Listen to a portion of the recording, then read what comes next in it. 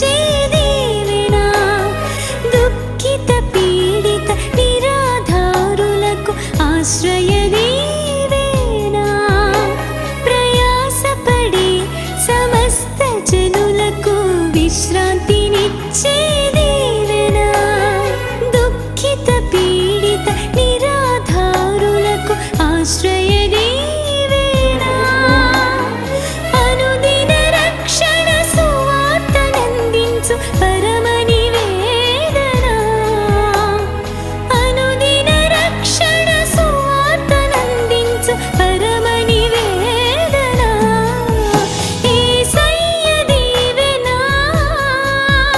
యేసయ్య దీవెన, యేసయ్య దీవెన, యేసయ్య దీవెన.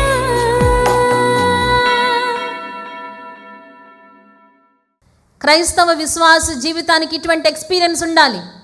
ఈ ఇర్మియా భక్తునికి ఉన్న ఎక్స్పీరియన్స్ ఏంటో తెలుసా?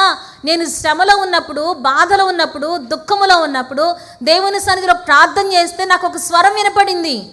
ఏంటా స్వరము? భయపడవద్దు అన్న స్వరం. ఉన్నాయా ఈ విశ్వాస జీవితంలో మనకి అటువంటి ఎక్స్పీరియన్స్లు? ఉండట్లేదు.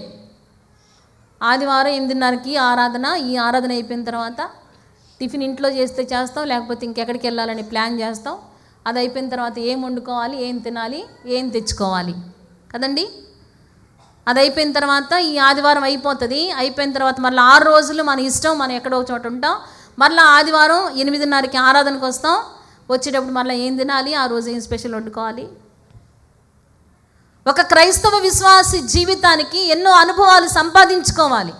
ఆధ్యాత్మికపరమైనటువంటి ఆలోచనలు, ఆధ్యాత్మికపరమైనటువంటి అనుభవాలు మనం పొందుకోవాలి. ఒకరోజు నేను దేవునితో మాట్లాడుతూ ఉన్నప్పుడు, నా శ్రమలో దేవుని సన్నిధిలో నేను మొరపెడతా ఉన్నప్పుడు దేవుని స్వరము నాకు వినబడింది. నేను ఏ మాట కోసమైతే ఎదుగుతా ఉన్నానో, నాకు డౌట్ వచ్చి దేవుని వాక్యంలో నుంచి దేవుని మందిరంలోకి వెళ్తే ఆ డౌట్లో నుంచి దేవుడు ఈరోజు నాతో మాట్లాడాడు. నేను ఏ శ్రమలో దేవుని మందిరానికి వెళ్ళానో ఆ మందిరంలో దేవుడు నాతో మాట్లాడాడు. దేవుడు నాకు దర్శనమిచ్చారు. దేవుని స్వరం విన్నాను. నేను ఆయన ముఖ దర్శనం చేసుకోగలిగాను. ఉన్నాయా క్రైస్తవ విశ్వాస జీవితానికి ఇటువంటి ఆత్మీయ అనుభవాలు? చెప్పగలవా నీ జీవితంలో ఇటువంటి సాక్ష్యాలు? ఇర్మియా అంటున్నాడు, నేను దేవుని సన్నిధిలోకి వెళ్ళి ప్రార్థన చేసినప్పుడు భయపడొద్దు అన్న స్వరం నేను విన్నాను అంటున్నాడు.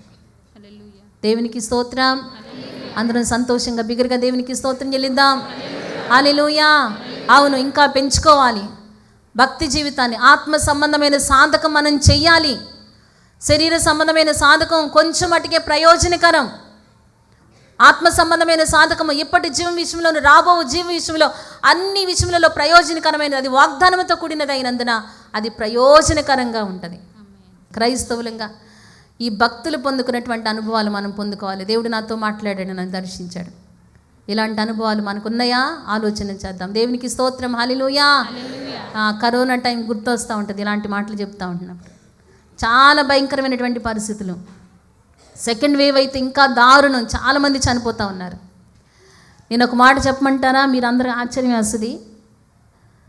నేను అసలు కరోనానే నమ్మలేదు, అందుకే నేను అందులో నుంచి విడుదల పొందుకోగలిగాను.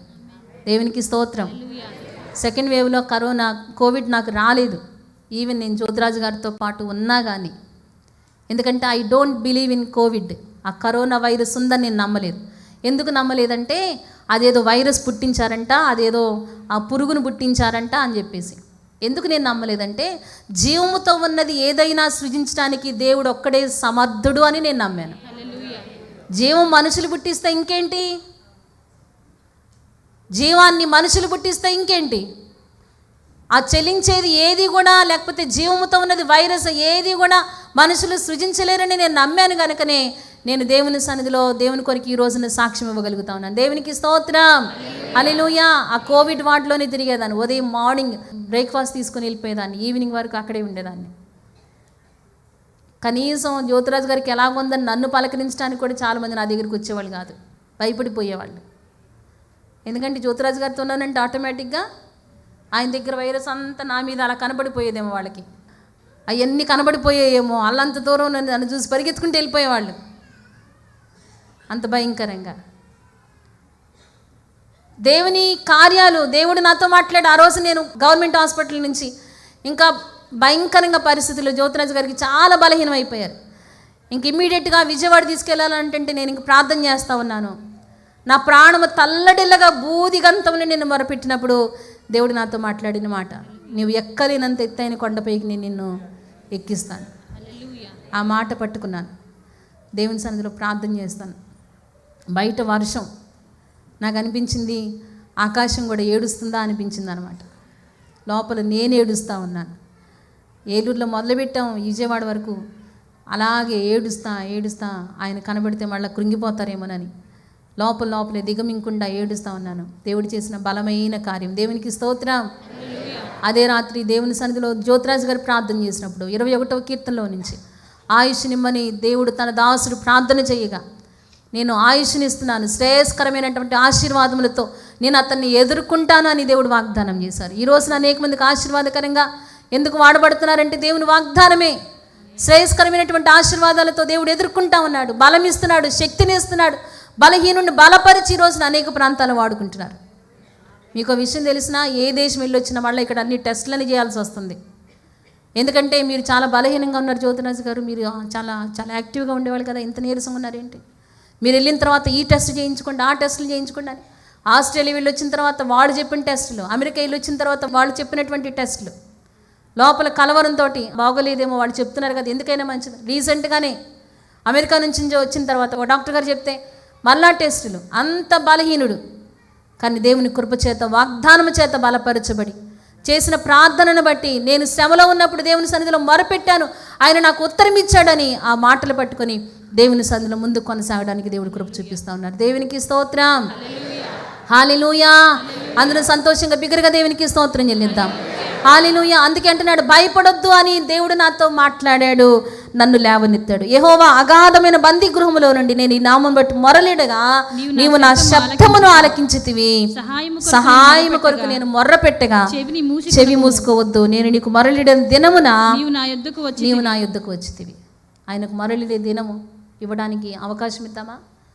ఆయనకు సన్నిధిలో మనం ప్రార్థన చేసినప్పుడు తప్పకుండా ఆయన మన ప్రతి ప్రార్థనకు ఆయన జవాబిస్తానని వాగ్దానం చేస్తూ ఉన్నారు. దేవునికి స్తోత్రం, హల్లెలూయా. అందరూ సంతోషంగా బిగ్గరగా దేవునికి స్తోత్రం చెల్లిద్దాం. అలాగే హోషేయ గ్రంథం 6వ అధ్యాయం 1వ వచనంలో మనం చూసినట్లయితే, మనము యెహోవా యొద్దకు మరలుదము రండి, ఆయన మనలను చీల్చివేసెను, ఆయనే మనలను స్వస్థపరచును, ఆయనే మనలను కొట్టెను, ఆయనే మనలను బాగు చేయును. దేవునికి స్తోత్రం, హల్లెలూయా. చూడండి, మనం యెహోవా యొద్దకు మరలుదము రండి, ఆయన మనలను చీల్చివేసెను, ఆయనే మనలను స్వస్థపరచును. దేవునికి స్తోత్రం, హల్లెలూయా. ఆయనే ఒకవేళ నిన్ను బాధ పెడుస్తున్నాడేమో, నిన్ను పరిశోధిస్తున్నాడేమో, ఇందాక స్వబుద్ధి చేత, సొంత ఆలోచన చేత శ్రమల్లోకి వెళ్ళిపోయినా విడిపిస్తానంటున్నాడు. మనషే తన స్వబుద్ధి చేత, తన సొంత ఆలోచన చేత బందీ గృహంలోకి వెళ్ళిపోయాడు. ఒకవేళ నీ సొంత ఆలోచన చేత, ఒకవేళ నువ్వు ఈ రోజున బందీ గృహంలో ఉన్నా నిన్ను విడిపించడానికి ఆయన ఇష్టపడుతున్నాడు. ఒకవేళ నిన్ను పరిశోధించడానికి ఒకవేళ ఏదైనా శ్రమను తీసుకొని వచ్చాడా? యోనా కూడా శ్రమలోకి వెళ్ళిపోయాడు కదా, దేవుని మాట వినకుండా వెళ్ళిపోయాడు. ఆయన విడిచిపెట్టలేదు యోనాను కూడా. దేవుని సన్నిధిలో అతడు కడుపులో, యోనా మత్స్యం కడుపులో ఉండి ప్రార్థన చేస్తే విడిపించాడు. ఇక్కడ హోషేయ చెప్తున్నాడు, ఒకవేళ దేవుడు శోధిస్తూ మనల్ని గాయపరుస్తున్నాడా, ఏదైనా దేవుడు నిన్ను కొట్టాడా, నిన్ను గాయపరిచాడా, నిన్ను చీల్చాడా, ఒకవేళ అయితే దేవుడు అంటున్నాడు, నేను నిన్ను స్వస్థపరుస్తాను అంటున్నాడు. దేవునికి స్తోత్రం, హల్లెలూయా. ఆ బాధలో నువ్వు ఉంటే ఆయన సంతోషించే దేవుడు కాదండి, నువ్వు ఏడుస్తూ ఉంటే సంతోషించే దేవుడు కాదు. ఆయన కోపం నిమిషం మాత్రమే, ఆయన వాత్సల్యత ఆయుష్కాలం ఉంటుంది. దేవునికి స్తోత్రం. అందరూ సంతోషంగా బిగ్గరగా దేవునికి స్తోత్రం చెల్లిద్దాం. హల్లెలూయా. ఆయనే మనలను స్వస్థపరచును, ఆయన మనలను కొట్టెను, ఆయనే మనలను బాగు చేయును. దేవునికి స్తోత్రం. 2వ వచనం, 2 దినములైన తర్వాత ఆయన మనలను బ్రతికించును, ఆయన మనలను బ్రతికించును, మనము ఆయన సముఖమునందు బ్రతుకున్నట్లు, మనము ఆయన సముఖమునందు బ్రతుకున్నట్లు 3వ దినమున ఆయన స్థిరపరచును. దేవునికి స్తోత్రం. అందరూ సంతోషంగా బిగ్గరగా దేవునికి స్తోత్రం చెల్లిద్దాం. హల్లెలూయా. 2-3 రోజుల తర్వాత మరి ఏదో అద్భుతం తప్పకుండా ఎవరో ఒకరి జీవితంలో దేవుడు జరిగిస్తారు. ఆమేన్, ఆమేన్. జరిగిస్తారు. దేవుడు నిన్ను కొట్టాడా, లేకపోతే దేవుడు నిన్ను చీల్చేశాడా, ఆయన నిన్ను బాగు చేస్తానని ఆయన వాగ్దానం చేస్తున్నారు. దేవునికి స్తోత్రం. ఎప్పుడైనా కోపం వచ్చి నేను ఐసిని కొడతాను, కొట్టిన తర్వాత నేను సంతోషించను, బాగా కొట్టానులే అని సంతోషిస్తానా? ఎంత గట్టిగా కొట్టానో ఒక్కొక్కసారి నేను అంతే గట్టిగా నేను కొట్టుకొని చూసుకుంటాను వాడికి ఎంత దెబ్బ తగిలిందోనని. బాధపడతాను నేను, నా కొడుకుని కొట్టాడని నేనేం సంతోషించను. దేవుడు కూడా అంతే. చెడ్డవారమైన మనమే మన పిల్లల్ని బట్టి అలాగ ఆలోచన చేస్తున్నామే. ఆయన మంచివాడై ఉండి, ఆయన దయాళుడై ఉండి, ఆయన దీర్ఘశాంతం కలిగిన వాడై ఉండి, ఆయన ఐశ్వర్యవంతుడై ఉండి, ఆయన అద్భుతాలు చేసే దేవుడై ఉండి, ఆయన స్వస్థపరిచే దేవుడై ఉండి నిన్నెందుకు ఆయన విడిచిపెడతాడు? విడిచిపెట్టడు. అద్భుతాలు ఆయన జరిగించడానికి ఇష్టపడతా ఉన్నాడు. ఆయనే మనలను కొట్టెను, ఆయనే మనలను బాగు చేయను. 2 దినములైన తర్వాత ఆయన మనలను బ్రతికించును. మనము ఆయన సముఖమునందు బ్రతుకున్నట్లుగా 3వ దినమున ఆయన మనలను స్థిరపరుస్తాడు. తప్పకుండా ఆయన అద్భుతాలు జరిగించడానికి ఇష్టపడుతున్నాడు. ఏ శ్రమ, ఏ బాధ, ఏ దుఃఖం నీ మనసులో ఉందో, అసమాధానం ఉందా, పిల్లల భవిష్యత్తుల గురించి ఆలోచన, అప్పు భారమా, ఇరుకులో ఇబ్బంది పడుతున్నావా, సరిపోని జీతంతో ఇబ్బంది పడుతున్నావా, ఏదైనా సరే, పిల్లల మాట వినని పరిస్థితుల, వాళ్ళ భవిష్యత్తులో సరిగ్గా లేవా, వారు చదువుకున్న చదువుకు తగినట్లుగా ఉద్యోగాలు లేవా, వివాహాలు జరగట్లేదా, పిల్లలు లేని వారు ఉన్నారా, పిల్లల బలహీనతలు ఉన్నాయా, అనారోగ్యం ఉందా, వారి అవయవాలు సరిగ్గా లేవా, వారి అవయవాలు ఎదగట్లేదా, ఏ పరిస్థితిలో ఏ శ్రమలో నువ్వు ఉన్నావో ఒకసారి ఆలోచన చేయి. ఆ శ్రమలో అయితే పరిష్కారాన్ని నువ్వు ఎలా ఎత్తుకుంటున్నావు అది చూడండి. ముందుగా వినపడుతుందా? నీ పరిష్కార మార్గం ఏది? నీ పరిష్కార మార్గం ఎక్కడుంది? ఎక్కడ వెతుకుంటున్నావు నీ పరిష్కారాన్ని? దేవుడు అంటున్నాడు, మీలో ఎవరికైనా శ్రమ సంభవించినా అతడు ప్రార్థన చేయవలెనని లేఖనాల్లో దేవుడు మనతో మాట్లాడుతుంటుండగా మరలా చెప్తున్నాను, ఆయన నీకున్న శ్రమను విడిపించడం మాత్రమే కాదు, నేను అతనికి తోడై, శ్రమలో నేను అతనికి తోడై ఉండేదను, అతన్ని విడిపించి అతన్ని గొప్ప చేసేదను, అవమానమునకు ప్రతిగా రెట్టింపు ఘనతని ఇస్తాను, భారభరితమైనటువంటి ఆత్మకు ప్రతిగా స్తుతి వస్త్రాన్ని ఇస్తానని దేవుడు వాగ్దానం చేస్తున్నారు. దేవునికి స్తోత్రం, హల్లెలూయా. దుఃఖమునకు ప్రతిగా, బూడిదకు ప్రతిగా పూదండను ఆయన ఇస్తానని వాగ్దానం చేస్తున్నాను. నమ్మండి. జ్ఞానం నాకు అస్సలు లేదండి, జ్ఞాపశక్తి ఉండట్లేదు, నేను చదువుకోలేకపోతున్నాను, ఇలా ఎటువంటి సమస్యలు ఉన్నాయి వాటన్నిటిలో నుంచి దేవుడు విడిపించి నిన్ను గొప్ప చేయడానికి ఆయన ఇష్టపడుతుంటాడుగా. కలవరపడొద్దు. దేవుని సన్నిధిలో మనం ప్రార్థన చేద్దాం. దేవుని వాక్యంలో దేవుడు మనతో మాట్లాడుతుంటాడుగా. నేను కూడా చాలా బలహీనరాల్ని. ఒక మాట నేను నా జీవితంలో ముందు పెట్టుకొని నేను ఎప్పుడు ప్రార్థన చేస్తూ ఉంటా. చాలా బలహీనరాలు. వాక్యం చెప్పాలంటే నేను అంతగా ముందుకు రాలేను, అసలు త్వరగా ముందుకు రాలేను. దేవా నివేదన ఒక మాట ఇస్తే నేను నిలబడతాను. ఎందుకంటే నా సామర్థ్యం ఏంటో, నా పరిస్థితులు ఏంటో, నా శక్తి ఏంటో నాకు బాగా తెలుసు. మేము 8 మంది సంతానం, నేను 6వ దాన్ని, 6, 7 2 ట్విన్స్. నేను ఒక్కదాన్ని రాలా, నేను జనాలను పట్టుకొని వచ్చాను. పుట్టేటప్పుడే నేను మనుషులు పట్టుకొని వచ్చేసాను. దేవునికి స్తోత్రం. మా అమ్మని ఎవరన్నా ఎప్పుడన్నా అడిగితే, ఎంతమంది పిల్లల్ని అడిగితే మా అమ్మ చెప్పుకునేది కాదు. బలహీనరాలన్నమాట. ఎంత బలహీనరాలంటే 8 మంది పిల్లలంటే, అమ్మో 8 మంది పిల్లలా అంటే పిల్లలకి ఏమన్నా అయిపోతుందేమోనని ఆమె బాధ అనమాట. చెప్పుకునేది కాదు, ఒక్కొక్కసారి సిగ్గుపడేది. అమ్మ ఎంతమంది పిల్లలంటే, నాకు 8 కోట్లండి అంటది. ఈరోజు అలాగే చేశాడు మమ్మల్ని. ఆమె ఒక రోజుని చెప్పుకోవడానికి సిగ్గుపడింది. ఈ రోజున మేము రోజమ్మ గారి పిల్లలమండి, జాకబ్ గారి పిల్లలమని చెప్పుకోవడానికి సంతోషిస్తున్నాం. మేము ఆ ఊరు వెళ్ళినప్పుడు, మీరు రోజమ్మ గారి పిల్లలు కదా, రోజీ గారి పిల్లలు కదా, జాకబ్ గారి పిల్లలు, అవును. ఈరోజు మేము సంతోషిస్తున్నాం. మా అక్కోళ్ళు అప్పుడప్పుడు అంటారు, ఇవన్నీ చూసినప్పుడు ఏదన్నా కొంచెం ఆశీర్వాదకరమైన అనుభవాలు చూసినప్పుడు అమ్ముంటే ఎంత సంతోషపడేదే అంటూ ఉంటారు. ఆ రోజున సిగ్గుపడింది, ఆ రోజున భయపడింది బలహీనరాలు. కానీ ఈ రోజున దేవుడు ఆశీర్వాదకరంగా, దీవెనకరంగా చాలా బలహీనరాలను, చాలా అవిధేయతలు, చాలా నా జీవితంలో చాలా యోగ్యమైనటువంటి పరిస్థితులు ఏవీ లేవు. కానీ దేవుని కృపను బట్టి మాత్రమే ఈ రోజున నేను ఈ రీతిగా బ్రతకగలుగుతున్నాను. నా ముందు ఒక మాట ఎప్పుడు పెట్టుకొని నేను ప్రార్థన చేసే ప్రార్థన ఏంటంటే, ప్రభా నీ మహిమ కొరకు నన్ను నిలవబెట్టుకోనండి. మరియ ప్రార్థన చేస్తుంది కదా, లూకాసు వార్తలో 1వ అధ్యాయంలో ఉంటుంది. ఆ మాట నేను చూపించి ముగించేస్తాను. లూకాసు వార్త 1వ అధ్యాయము 46, 47, 48 వచనాల్లో, అప్పుడు మరియ ఇట్లా, నేను నా ప్రాణము ప్రభువును గనపరచుచున్నది, ఆయన తన దాసురాలి దీన స్థితిని కటాక్షించెను. నా ఆత్మ నా రక్షకుడైన దేవుని యందు ఆనందించెను. సర్వశక్తుడు నాకు గొప్ప కార్యములు చేశాను గనుక ఇది మొదలుకొని అన్ని తరముల వారు నన్ను ధన్యురాలని అందరూ ఆయన నామము పరిశుద్ధము. దేవునికి స్తోత్రం. అందులో సంతోషంగా దేవునికి స్తోత్రం చెల్లిద్దామా?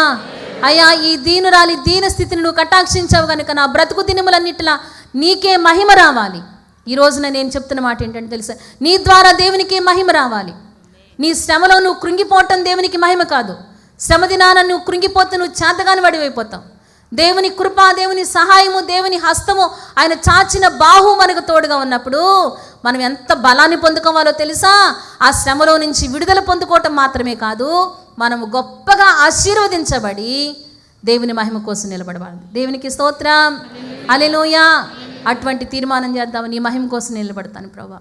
ఈ వచ్చిన బలహీనతలో, ఈ ఆర్థిక సమస్యల్లో, ఈ అనారోగ్యంలో, ఈ అసమాధానంలో, ఇందులో నేను కొట్టుకొని పోను. సజీవమైన చేప అంటే ఏం చేస్తుంది తెలుసా? ఏం చేస్తుంది? నీటికి ఎదురెళ్ళిపోతుందంట. దేవుని కృప చేత మనం ఎదురెళ్ళిపోవాలి, కృపను పొందుకోవాలి, ఆయన మహిమ కోసం నిలబడాలి. ఇందులో నుంచి నేను లేగుస్తాను ప్రభువా అని దేవుని కోసం మనం లెగిచినప్పుడు, ఇందాక మనం చదువుకున్నాం కదా 50వ కీర్తన 15వ వచనంలో, ఇదిగో నేను అతన్ని ఆపత్కాలం అది నువ్వు నాకు మొర్ర పెట్టుమో నేను నిన్ను విడిపించేదను, నీవు నన్ను మహిమపరచెదవు. దేవునికి స్తోత్రం.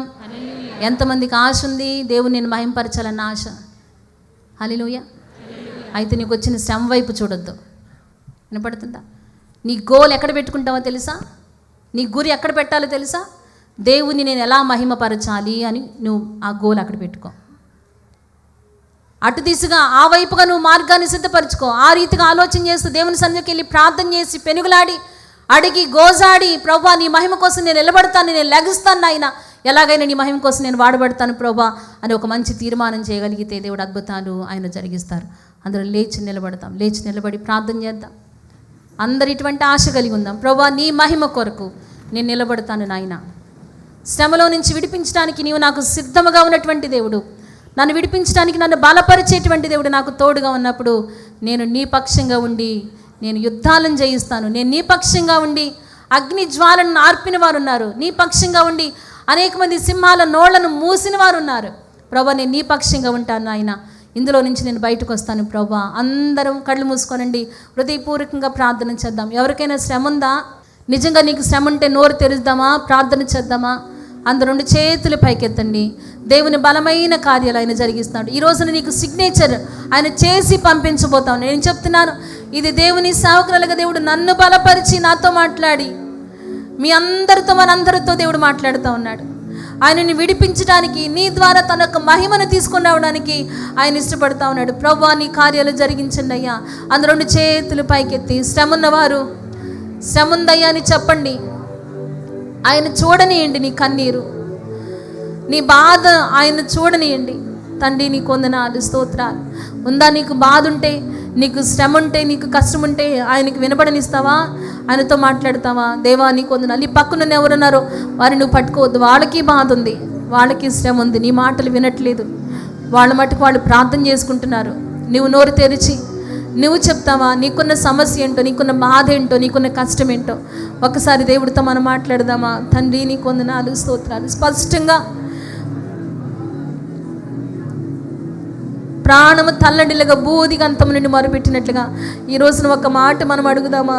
దేవుని బలమైన కార్యాలు మనం తప్పక పొందుకొని తిరిగి వెళదాం. స్తోత్రం నాయనా, స్తోత్రమయ్యా, నీకు వందనాలు, స్తోత్రాలు. మా జీవితాల్లో కూడా నీ కార్యాలు జరిగించండి నాయనా. స్తోత్రాలు. ఒకవేళ సొంత ఆలోచన చేత, స్వబుద్ధి చేత ఇరుకులోకి ఇప్పటికే కూరుకొని పోయావా? నాశనకరమైన గుంటలో ఉండిపోయావా? నన్ను ఎవరు తీసుకొని బయటికి రాలేరు అనుకుంటున్నావు కదా? లేదు, ఉన్నత స్థలము నుండి ఆయన తన చేయి చాపి నిన్ను పైకి లేవనెత్తడానికి ఇష్టపడతా ఉన్నాడు. అది ఎటువంటిదైనా సరే, 1,000,000 మందిలో ఒకళ్ళకుందండి ఈ సమస్య, అయినా పర్వాలేదు. సమస్య యొక్క తీవ్రత నేను ఈ రోజున చూడాలనుకోవటం లేదు. నువ్వు కూడా చూడవద్దు. సమస్య యొక్క తీవ్రత కాదు నువ్వు చూడాల్సింది, సమస్యలో నుంచి విడుదలిచ్చే గొప్ప దేవుని హస్తాన్ని ఈ రోజు నన్ను చూడు. తండ్రి నీకు వందనాలు, స్తోత్రాలు. అందరూ 2 చేతులు పైకెత్తండి. ఎవరి మట్టుకు వాళ్ళు ప్రార్థన చేద్దాం. తండ్రి నీకు వందనాలు అయినా, బలపరచనయ్యా, నీకు స్తోత్రాలు, స్తోత్రాలు, స్తోత్రాలు. నోరు తెరిచి ప్రార్థన చేద్దాం. తండ్రి నీకు వందనాలు. నీ దాసుని నన్ను, నా దేని కుటుంబాన్ని మీరు బలపరచండి. మా బ్రతుకుల్లో నూతన కార్యాలు జరిగించండి. ఇంకా నీ మహిమ కొరకు మమ్మల్ని నిలబెట్టుకోనండి. నీ మహిమ కొరకే ఉన్నానని చెప్పండి తండ్రి. నీకు వందనాలు. ఇంతవరకు ఒకవేళ నా విధేయతను బట్టి నీ నామానికి అవమానం తీసుకొని వచ్చానేమో, నన్ను క్షమించనని చెప్పండి. నన్ను క్షమించండి అయ్యా, నన్ను క్షమించండి.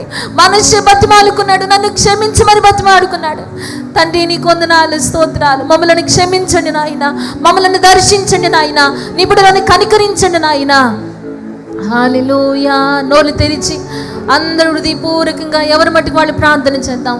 చేయండి, ఎవరి మట్టుకు వాళ్ళు ప్రార్థన చేయండి. స్తోత్రమయ్యా, స్తోత్రం నాయన, స్తోత్రాలు నాయన, స్తోత్రాలు స్తోత్రాలు. కష్టాలలో నష్టాలలో ఆయన మనకు తోడుగా ఉంటాడు, మనల్ని విడిపిస్తాడు. స్తోత్రం తండ్రి.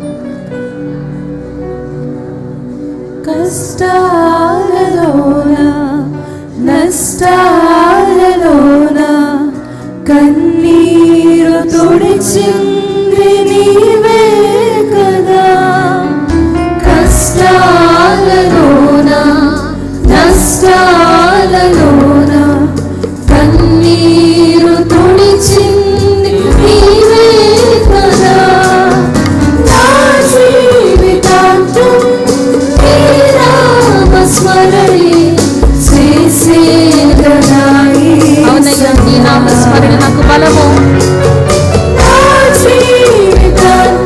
బలం పొందుకోయి వస్తున్న దేవుని కృపలో నుండి వస్తున్న బలాన్ని పొందుకో.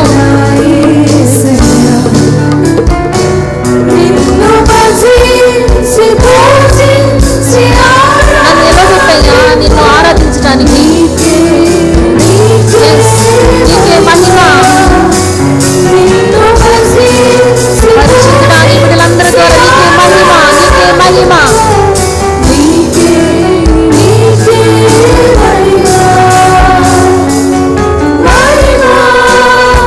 చెప్తారా? నీకే మహిమ, నీకే మహిమ. చెప్పండి మహిమ. మహిమ అని చెప్తున్నప్పుడే నీ శ్రమలన్నీ దేవుడు కొట్టివేస్తామన్నాడు. వాటి శక్తిని క్షీణింపజేస్తామన్నాడు, వాటి బలమును క్షీణింపజేస్తామన్నాడు.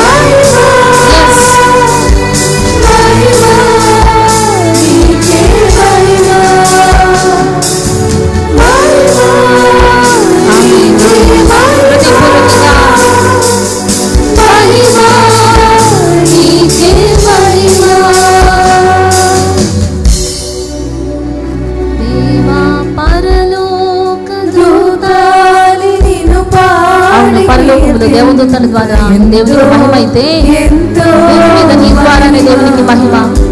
నిన్ను భూమిలోని ప్రజలంత కొనియాడి కీర్తింప ఎంతో ఎంతో మహిమ.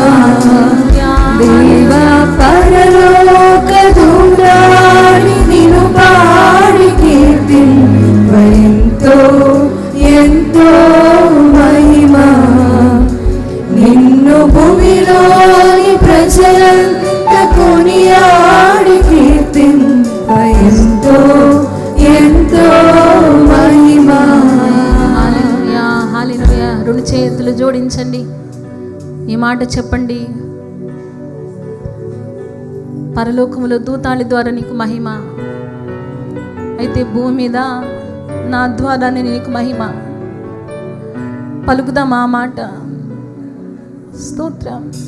హృదయపూర్వకంగా చెప్పండి, భూమి మీద నా ద్వారానే నీకు మహిమ. స్తోత్రమయ్యా. అందరూ హృదయపూర్వకంగా అడుగుదాం, ఆశపడదాం. తండ్రి, భూమి మీద నీ ద్వారానే, నా ద్వారానే నీకు మహిమ ప్రభువా. భూమి మీద నా కుటుంబము ద్వారా నీకు మహిమ. తండ్రి, నీకు వందనాలు. మేము దీనులమయ్యా, మమ్మల్ని కనికరించండి ప్రభువా. నీ మహిమ కొరకు నిలబెట్టుకొని నాయన. స్తోత్రం. రెండు చేతులు జోడించండి. మనిషి వల్ల ఒకవేళ అవిధేయంగా మనిషి చేసిన అవిధేయతలు ఏదైనా మన బ్రతుకులో ఉంటుంటే, తండ్రి నన్ను క్షమించనని అడగండి. నీ మహిమ కోసం నేను నిలబడతాను ప్రభువా. నీకే మహిమ రావాలి నాయన. ఆశపడుతున్నారా? హృదయపూర్వకంగా అడుగుతున్నారా? దేవుని బలమైన కార్యం జరగడానికి అవకాశం ఇస్తావా? నోరు తెరుస్తావా? భూమి మీద నా ద్వారానే నీకు మహిమ, భూమి మీద నా కుటుంబం ద్వారా నీకు మహిమ. భూమి మీద నా బ్రతుకు ద్వారా నీకు మహిమ. స్తోత్రమయ్యా, స్తోత్రం స్తోత్రం స్తోత్రం స్తోత్రం స్తోత్రం స్తోత్రం. స్తుతినాయన బలమైన నీ కార్యాలు ప్రతి ఒక్కరి జీవితాల్లో నీ మాట ద్వారా జరిగించండి ప్రభా. ఇక్కడ కార్యాలు జరిగించడానికి ఎవ్వరు లేరు, నువ్వు తప్ప ఎవ్వరు లేరు నాయన. నీ బలమైన కార్యము జరిగించండి నాయన, అద్భుతాలు జరిగించండి. అనేక మందికి విడుదల, అనేక మందికి స్వస్థత, అనేక మందికి ఆరోగ్యము, అనేక మందికి ఆశీర్వాదము విడుదలవునుగాక. అద్భుతాలు జరుగునుగాక, అద్భుతాలు జరుగునుగాక. ప్రతి మరణ పాశములు యేసు నామములో తొలగిపోవునుగాక. అనారోగ్యము తొలగిపోవునుగాక, ఆర్థిక ఇబ్బందులు తొలగిపోవునుగాక, అసమాధానము తొలగిపోవునుగాక, ఇరుకు తొలగిపోవునుగాక, విశాలతలోనికి నడిపించబడుదుముగాక, అద్భుతాలు పొందుకొందుముగాక. స్తోత్రం. పరిశుద్ధుడా, ప్రేమ కలిగిన మా తండ్రి నీకు వందనాలు, స్తోత్రాలు. ఇంతవరకు మనందరినీ బలపరిచి మాతో మాట్లాడిన ప్రతి మాట కొరకు నీకు వందనాలు, స్తోత్రాలు. మమ్మల్ని దర్శించినందుకు నీకు వందనాలు, స్తోత్రాలు.